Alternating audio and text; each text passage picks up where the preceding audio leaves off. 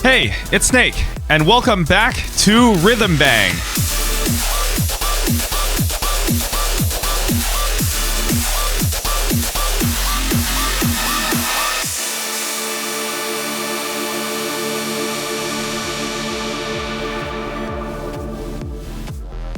So, the 1.0.0 version for this game recently released. After going through some publication troubles that I explained in a previous video, Valve's DMCA department came and stepped in and gave control over Rhythm Bang's Steamworks page back to Risk. They de-retired the game, and now Risk has been able to continue working on updates for this game again. And I am super excited because now that the game is in early access, you can purchase it on Steam for, I believe, $10 in the description. There's one big new feature in particular that I'm going to be highlighting in this video. Also, real quick, I just need to get this out of the way. Shout out to Risk for hooking me up with a code for the early access version of this game. Much appreciated. All right, so I'm going to start with some of the changes to the normal gameplay. There isn't too much that has changed. Mainly, we have new changes to the UI, so scrolling now goes vertically like this. It's not like we're using the shooter to navigate in the menu anymore. And I believe all of the levels from the default set list are now full difficulty, so they have easy, normal, hard, and expert. Oh, no, wait. Some of them don't have expert, actually, yeah. Okay, that's my bad. But yeah, all of them have, like, easy, normal, hard. They have multiple difficulties, basically, as opposed to it being just one difficulty, like in the very first version I played. Most of these songs are the same, so I'm not gonna go too deep into that. And like I said, that is not the star of the show for today's video. The big feature that I have been waiting on, and I am so glad that it has been brought in, is the level editor. As you can see, this is a level that I have been working on leading up to the recording of this video, and it's still not done yet. But if I go into the editor here, you can see that it has the charts as well as the waveform, and there's some BPM changes here that I'm using to get things synced up. And here are the cubes. So if you don't understand how this editor works, which most of you probably won't if you're going into it blind, the controls are all lined up right here. So the numbers 1 through 8 are to set different types of events. Like, for example, I could have a background flash somewhere here. So let's set a background flash at here, for example. And if I just do this, then I hold, I believe it's shift, right? Yes. Then I hold shift and scroll. I can change the duration of this selected event. So for example, if I do that and then I hit space to play,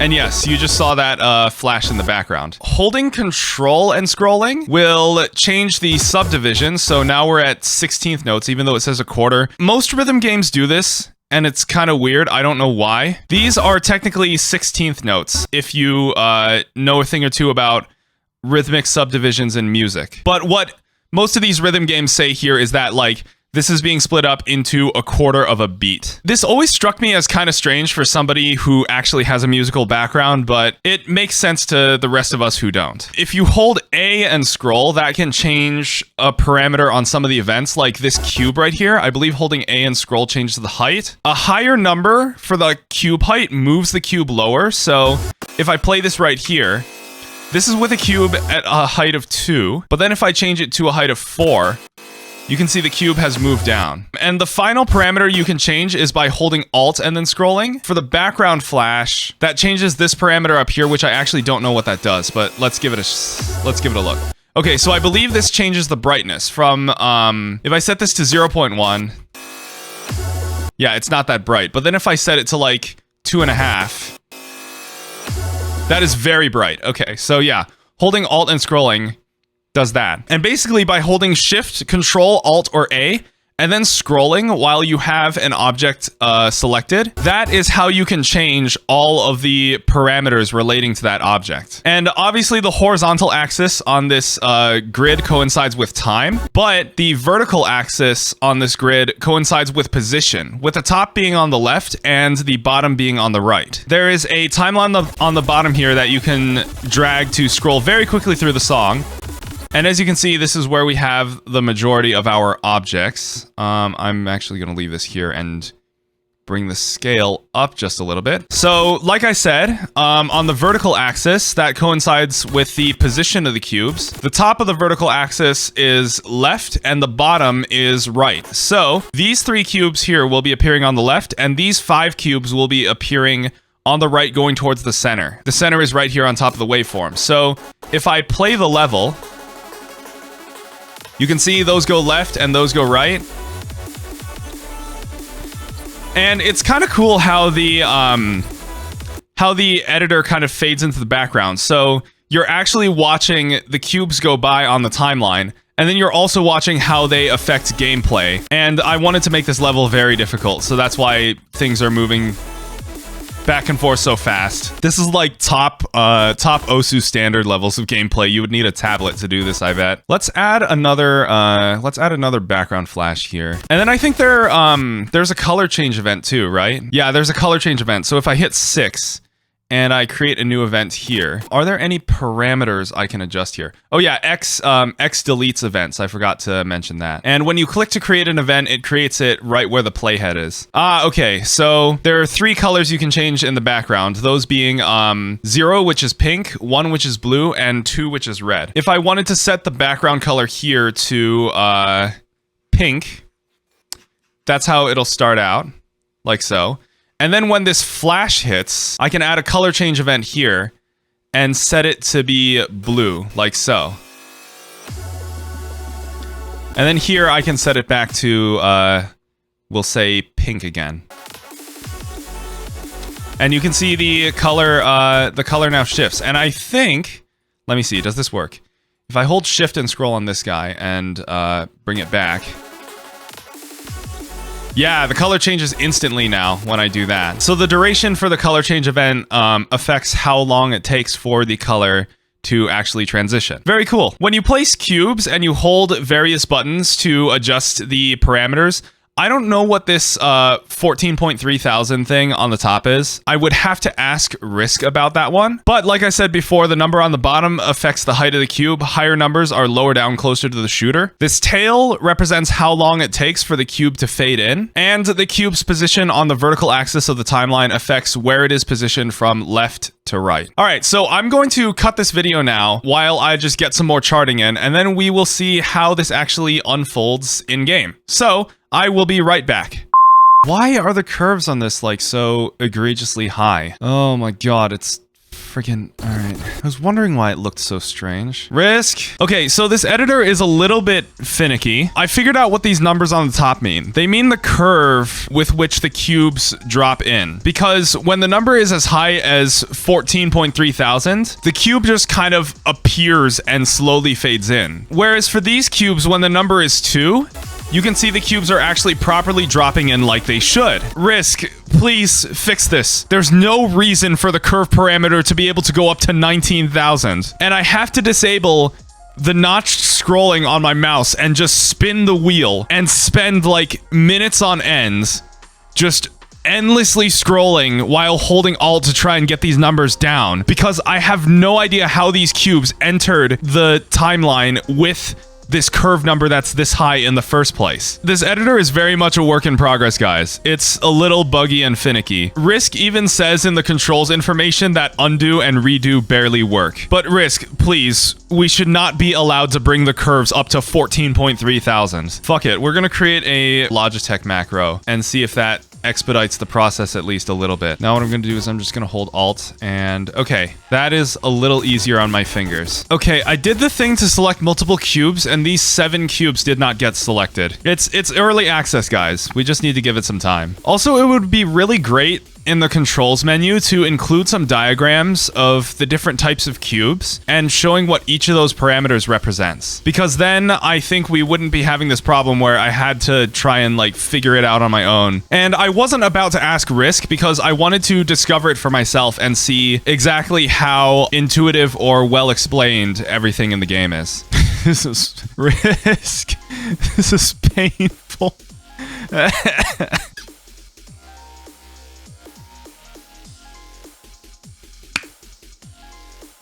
This video is sponsored by hydration. Hydrate, it's good for you. Oh yeah, also with the way these cubes overlap, the white cubes with the white text on top of it. I would really appreciate if these like numbered parameters had some drop shadow or strokes behind them, because without the context of what I'm trying to do here, I literally would not be able to tell what these curved numbers on the top are. So yeah, add some drop shadow behind or some strokes around each of these numbers to make them easier to read with overlapping objects like this. Wait a second.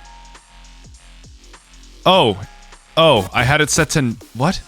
Okay, I had it set to negative numbers. Yeah, like, see, as these cubes overlap, I cannot tell what some of these parameters are supposed to be. So, it would be really nice if there could be some drop shadow or strokes around all this text so I can actually see shit. Oh my god, I have to do all this crap again. Risk!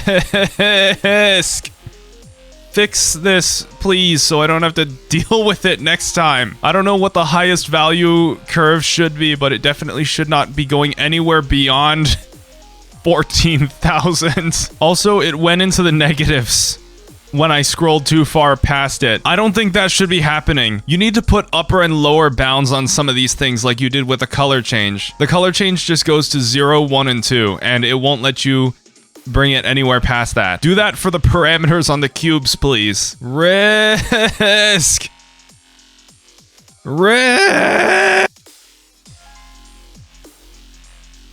What? I did the thing to select. Why? I don't get it. Save me, Barbados.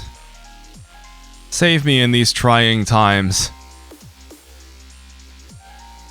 Oh, now it works. Now it selects all the. I don't recommend making your own levels for Rhythm Bang until this is fixed. The worst part is, I don't even know how this happened. The very first cube I created while making this chart had a curve value of 14.3 thousand, and I didn't even realize what that number meant until later on when these cubes with curve values of 2 started showing up. My thumb is going to die from holding this button. Well, that only took 30 fucking minutes, but we're back, and I'm just gonna play what I have so far for this chart to close this video out. Again, I do not recommend making your own levels for Rhythm Bang until these issues with the editor are fixed. I'm going through this so that I can tell Risk what needs to be done, and so that you don't have to encounter these problems yourself. Alright, let's just turn the autoplay on because I'm not skilled enough to do it myself. And we're just gonna go for it. Sit back and relax as the cubes get pew-pewed.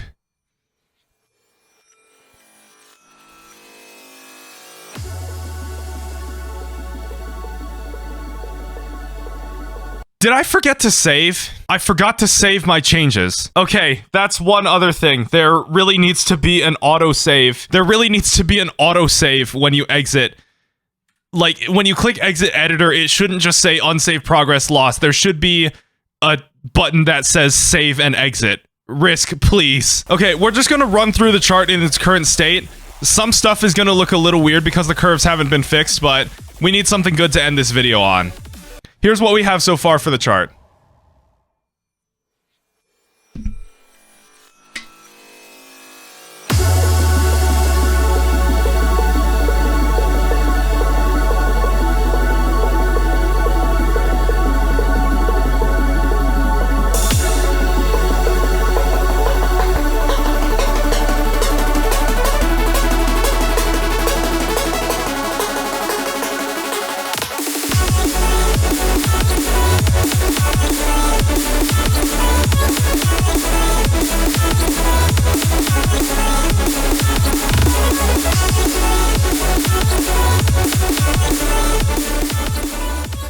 And that's what I've got so far for Illusory Heart, which, by the way, shameless self-plug, is available on SoundCloud for free download and also all streaming services. Anyway, that'll be about it for this episode of Rhythm Bang. Once again, huge shout out to Risk, the developer of this game, for sending me a code on Steam. I will include a purchase link down in the description. Again, I don't recommend making your own levels with a level editor until some of these bugs are ironed out, but regardless, it is super exciting that we now have a built-in level editor for this game, which is like the greatest thing you can ask for in a rhythm game. Osumania does this, Quaver does this. Beat Saber's built-in level editor is super jank, and I don't really like working with it. For an editor in its early stages, there is a lot of promise here. But yeah, that'll be about it. Thanks for watching, everyone. I will talk to you all later.